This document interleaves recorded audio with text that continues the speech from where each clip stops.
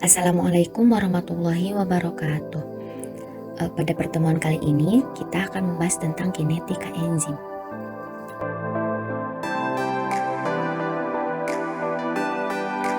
Nah, apa itu kinetika enzim?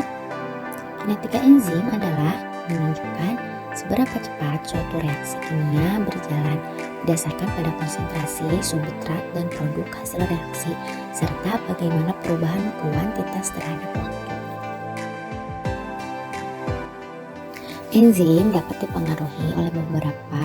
Yang pertama dapat dipengaruhi oleh konsentrasi enzim, kemudian dapat dipengaruhi oleh suhu, lalu enzim juga dapat dipengaruhi oleh pH, dan ada satu lagi yaitu dapat dipengaruhi oleh adanya inhibitor. Nah, kita dapat lihat pada kurva tersebut bahwa berpengaruh dengan konsentrasi, di mana konsentrasi enzim itu ketika enzimnya banyak, maka kecepatan reaksi dari enzimnya akan semakin cepat.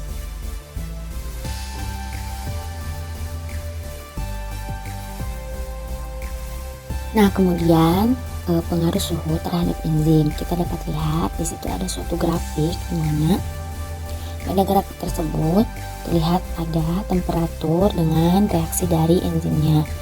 Nah, pada suhu itu, pada suhu optimum biasanya pada suhu optimum manusia itu sekitar 37 derajat Celcius. Yang mana jika suhu dinaikkan maka akan terjadinya denaturasi, yang mana ketika suhu naik maka enzim itu tidak dapat kembali ke semula. Sedangkan kita bisa lihat jika suhunya kurang dari 37 atau kecil, maka enzim tersebut dapat kembali lagi ke semula, karena dapat dilihat dari kurvanya dari turun ke naik.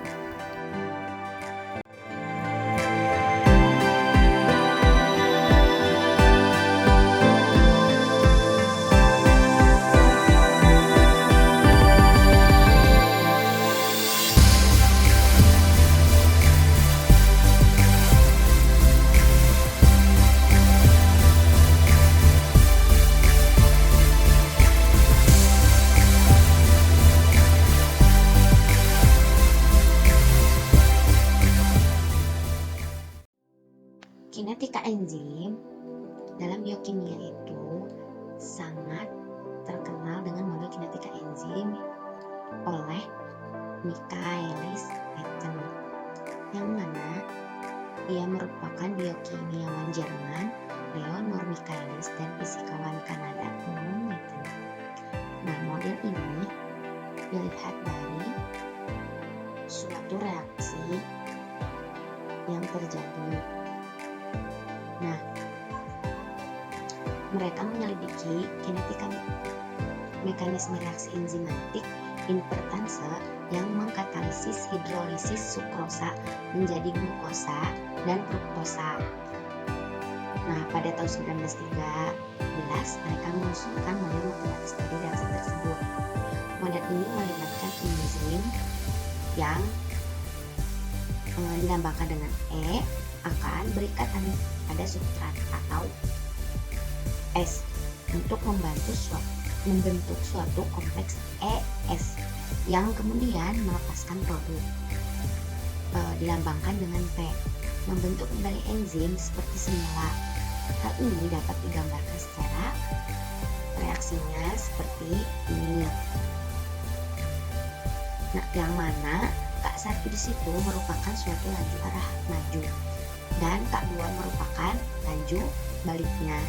Kemudian ada K3 yaitu laju katalitik atau menyatakan konsentrasi laju. Nah, panah di situ terjadi ada panah bolak-balik antara yang membentuk kompleks ES,